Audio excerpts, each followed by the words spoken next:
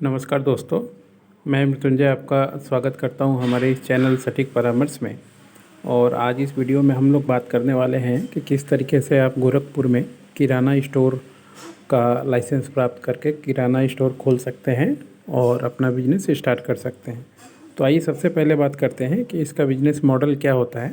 किराना store ऐसी जगह है जहाँ पे मान लीजिए आप लोकल शहर में आप देखिएगा कि आपकी ज़रूरत की खाने पीने की लगभग हर एक चीज़ें वहाँ पे उपलब्ध होती हैं, चाहे दूध हो, दही हो, मसाला हो, तेल हो, आटा हो, गेहूँ हो, सारी चीज़ें, चीनी, जो रोज़मर्रा हम घर में अपने यूज़ करते हैं, ऐसी सारी चीज़ें यहाँ पे मिलती हैं।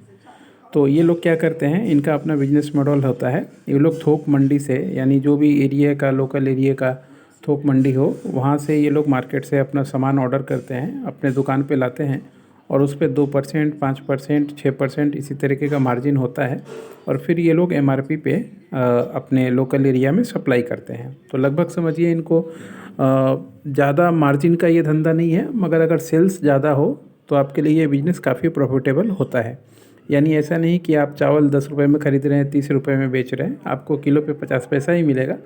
मगर अगर मान लीजिए दिन में आप 100 किलो बेच दिए तो उस तरीके से इसका कैलकुलेशन जो है होता है। यानी आपको सेल्स के ऊपर हमेशा ज़्यादा इस पे फोकस करना चाहिए, क्योंकि छोटा छोटा 50 पैसा, 25 पैसा, 10 पैसा इस तरीके का मार्जिन होता है, मगर बल्क सेल पे मुनाफा होता है। यानी कंज्यूमर आपके पास ज़्यादा है तो आपका हमेशा ही बेनिफिट रहेगा। अब इसमें अभी 2-3 चीज़ें नई आ गई हैं कि कुछ किराना स्टोर्स जो हैं वो ऑनलाइन भी सर्विसेज दे रहे हैं। यानी मान लीजिए अपना ऑनलाइन स्टोर खोल के लोगों को घर तक होम डिलीवरी का भी दे रहे हैं। प्लस अमेज़ॉन, फ्लिपकार्ट या ऐसे बहुत सारे ई-कॉमर्स वेबसाइट हैं जो किराना स्टोर्स का सामान सेल करते हैं। ग्रोफर्स हुआ, बिग बास्केट हुआ, इस तरीके से। तो ऐसे लोगों के साथ भी वो लोग टाई अप करके या अपना रजिस्ट्रेशन करवा के अपने सामान को बेच रहे हैं। तो मान लीजिए इसमें क्या होता है कि लाइसेंस ज़रूरत हो जाता है जब भी आप ई-कॉमर्स के वेबसाइट के लिए जाइएगा। वैसे तो लोकल मान लीजिए कोई खोल रहा है तो एक गली में, तो उसके लिए ये बात नहीं है। जो ठीक ठाक मार्केट में काम करता है उसके लिए ये बात हो रहा है किराना स्टोर का। तो इसमें वो क्या कर सकता है, जहाँ पे भी दुकान उसने लिया है रेंट पे, तो उसका रेंट एग्रीमेंट लेके गोरखपुर म्यूनसिपल कॉरपोरेशन से वहाँ से ट्रेड लाइसेंस निकालेगा कि retail and wholesale of FMCG product, यानी फूड रिलेटेड जो चीज़ है वो सारा कुछ आ जाता है एफएमसीजी प्रोडक्ट में। ये लाइसेंस वो वहाँ से लेगा और इसका करंट अकाउंट ओपन करवाएगा किसी भी बैंक में। और साथ में वो जो है अपना उद्यम का लाइसेंस भी ले सकता है, अगर मान लीजिए उसको लोन वोन लेना है फ्यूचर में।